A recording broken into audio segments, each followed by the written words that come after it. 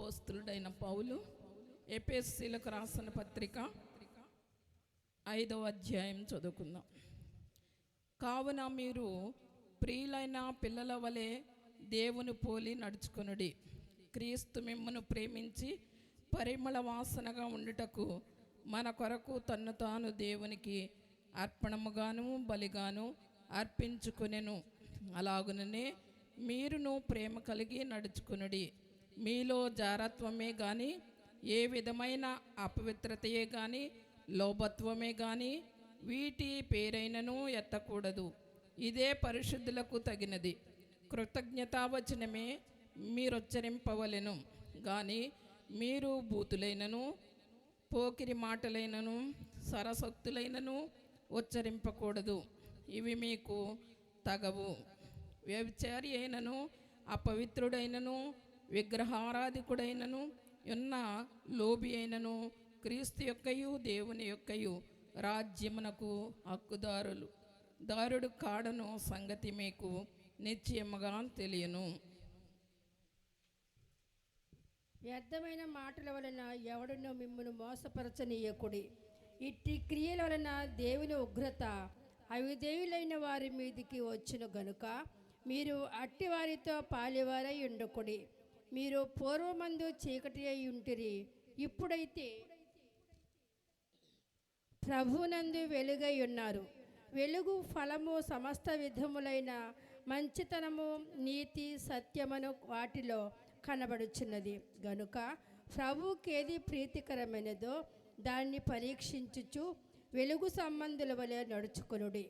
నిష్ఫలమైన అంధకార క్రియలలో పాలివారై ఉండక వాటిని ఖండించుడి.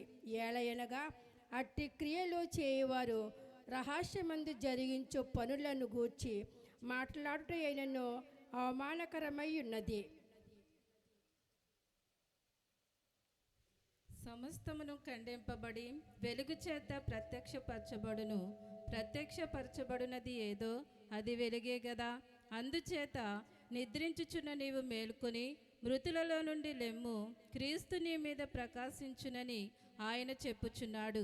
దినములు చెడ్డవి గనుక మీరు సమయమును పోనీయక సద్వినియోగము చేసుకొనుచు అజ్ఞానుల వలె కాక జ్ఞానుల వలె నడుచుకున్నట్లు జాగ్రత్తగా చూచుకొనుడి. ఇందు నిమిత్తం మీరు అవివేకులు కాక ప్రభు యొక్క చిత్తమేమిటో గ్రహించుకునుడి. మరియు మద్యముతో మత్తులై ఉండకుడి, దానిలో దుర్వ్యాపారము కలదు. అయితే ఆత్మపూర్ణులై ఉండుడి.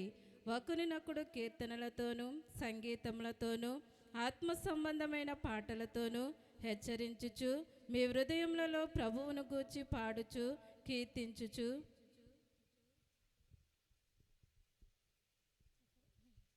మన ప్రభు అయిన యేసుక్రీస్తు పేరట సమస్తమును గూర్చి తండ్రి అయిన దేవునికి ఎల్లప్పుడూ కృతజ్ఞతాస్తుతులు చెల్లించుచు క్రీస్తునందలి భయముతో ఒకనికొకడు లోబడిండుడి.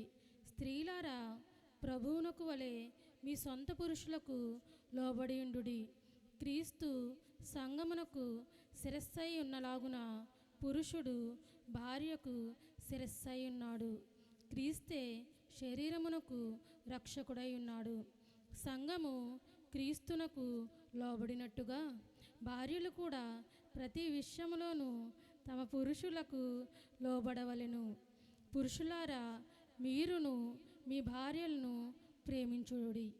అటువలే క్రీస్తు కూడా సంఘమును ప్రేమించి అది కళంకమైనను ముడతైనను అట్టిది మరి ఏదైనను లేక పరిశుద్ధమైనదిగాను నిర్దోషమైనదిగాను మహిమగల సంఘముగాను ఆయన తన ఎదుట దానిని నిలవబెట్టుకొనవలనని వాక్యముతో ఉదక స్థానము చేత దానిని పవిత్రపరచి పరిశుద్ధపరచుటకై దాని కొరకు తన్ను తాను అప్పగించుకొనెను.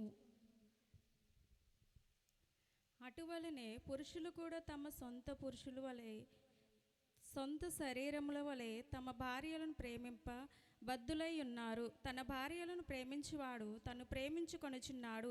తన శరీరమును ద్వేషించువాడెవడను లేడు గాని ప్రతివాడును దానిని పోషించి సంరక్షించుకొనును. మనము క్రీస్తు శరీరమునకు అవయవములమై ఉన్నాము గనుక అలాగే క్రీస్తు కూడా సంఘమును పోషించి సంరక్షించుచున్నాడు. ఈ హేతువు చేత పురుషుడు తన తండ్రిని తల్లిని విడిచి తన భార్యను హత్తుకొనెను, వారిద్దరూ ఏక శరీరమగుదురు. ఈ మర్మము గొప్పది. అయితే నేను క్రీస్తును గురించియు సంఘమును గురించియు చెప్పుచున్నాను. మెట్టుకు మీలో ప్రతి పురుషుడు తనను వలెనే తన భార్యను ప్రేమింపవలెను. భార్య అయితే తన భర్త యందు భయము కలిగి యుండునట్లు చూచుకొనవలెను. దేవుడు పరిశుద్ధ వాక్యం దీవించును గాక. ఆమేన్.